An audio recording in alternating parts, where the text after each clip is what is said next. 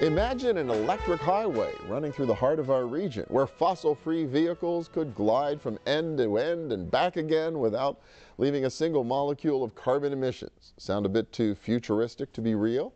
Well, hold on to your calendar watch. It's coming to fruition right now in our region, an electric car corridor under development between Pittsburgh International Airport and the Turnpike interchange at Monroeville.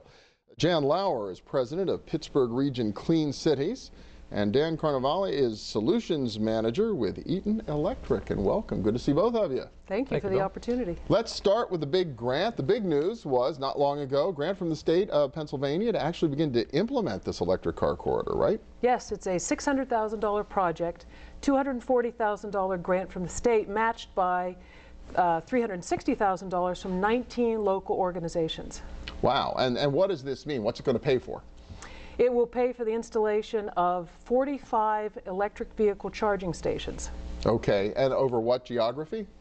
Between the airport area, the project is called the 376 Corridor Electric Vehicle Development, and it runs from the airport area through the city, through Oakland, and out to Monroeville at the Turnpike. Really, all the way out to the Turnpike, so that's great. It is 376. Yeah. Well, Dan, so when we talk about electric corridor, I mean, I know Eaton creates these charging stations. What does it mean exactly to build something like this?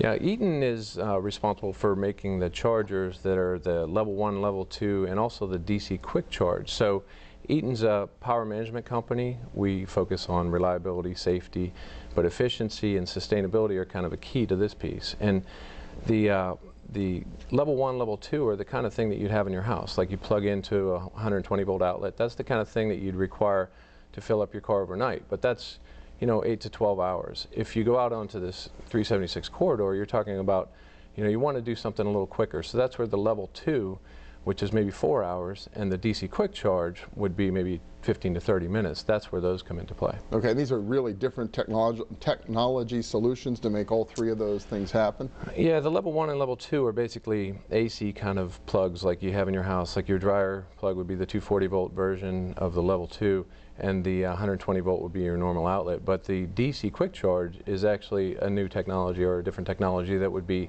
you know, actually have the charger built into the equipment. And that's the thing that we would provide, you know, to quick charge the vehicle and actually give you something more reasonable, something that you're more used to fill up your car. So you stop at the doctor's office or the grocery store, you actually can get a little bit of a charge. If you're going to be at work for half the day, you can use a different type of a system, right? Because you don't need to take the car out again until lunchtime. So Eaton, we're lucky. We got actually a company right here in the region that actually builds this technology. So one of the 19 organizations that's partnered on this effort? Well, there are commercial organizations, West Hills Nissan, for example, and Consol, Eaton, Bayer, UPMC, as an institutional example, City of Pittsburgh, the Carnegie Museums, the Sports and Exhibition Authority, and a host of others. Idea is they run a lot of cars or vehicles themselves, so they might run electric cars. They're going to make this available to their customers, their clients? In some cases they have fleets, but in other cases, an important aspect of the grant is that we need to promote electric vehicle use to the public. And someone like the Sports and Exhibition Authority that plans to put a charging station in the convention center parking garage, for example, is a great partner in helping us educate the public, because everyone walks past that charging station sitting in the garage at the convention center and says, wow, electric vehicles are real. Here's a charging station. If I had one, I could plug in here. So, and that, which is a big first step, because right now the Chevy Volt, they're not cheap cars compared to their class. Well, what's a gallon of electricity cost? Well, I think that's what's going to get people excited about this. If you think, for example, like a Chevy Volt costs about for 40 miles, it costs about $1.20 to fill up. So if you had a car that got maybe 20 miles per gallon, you know, that's about, you know, 2 gallons of what we now would, you know, have in gas. So that's about 60 cents a gallon equivalent for $1.20 to fill up for those 40 miles. Wow, so that begins to look really tempting, especially for people that only need a car that has, what, about a 40-mile range or so. Do you think that's going to change, though, and these cars are going to be much more competitive in all respects? Well, that's the thing, is the battery technology is being developed quite a bit, and as well as, you know, in that particular one, the Chevy Volt is a plug-in hybrid, so you have the gasoline generator to back it up, and you can still go 350 miles on a, you know, with the gasoline behind it. But, you know, for most people that run around town and do, you know, 40 miles or less in a day, you'd never have to fill up at all with gas. And then the ones that are all electric, You know, now you have 60, 80, 100 miles, and as the battery technology evolves, I think you're going to see some real, you know, changes there. And that's where, you know, people are willing to accept that, because the whole range anxiety thing that people are worried about, which is if I only have electric and I can only go so far, you know, I'm worried about running out.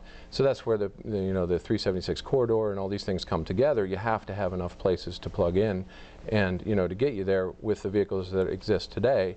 But as we go down the road, I think we'll both have more vehicles and more places to plug them in. Yeah, you don't want to get in a situation where the car peters out and you have to go to ask somebody if you can plug into their dryer or whatever and give me 12 hours, I'll charge back up, right? And there are 100-mile capacity electric vehicles on the drawing board. And there's talk among the automakers around 200-mile vehicles. That's the nirvana. That's the real goal, because at 200 miles you can accomplish almost anything that someone would do in a single day. Wow. Anybody else doing this at this scale that you're aware of in this kind of an effort? Other Clean Cities coalitions have those same kinds of goals, so everyone's working very hard. We are really fortunate in the state of Pennsylvania for having available to us the alternative fuel incentive grants. We are the only state in the country that has state funding to support alternative vehicles. Wow, that's terrific. And so when might we actually be able to plug in along the I-376 corridor? Early summer of next year, I would say, we'll have all 45 stations deployed. All right, so run on and place your order for your volts right now. Jan Lauer from Pittsburgh Region Clean Cities, Dan Carnovale from Eaton Elect. Thank you both so much. Appreciate it. Thank you. Thank you, Bill. And when we return, an array of solar energy options on just one rooftop in our region. Stay with us.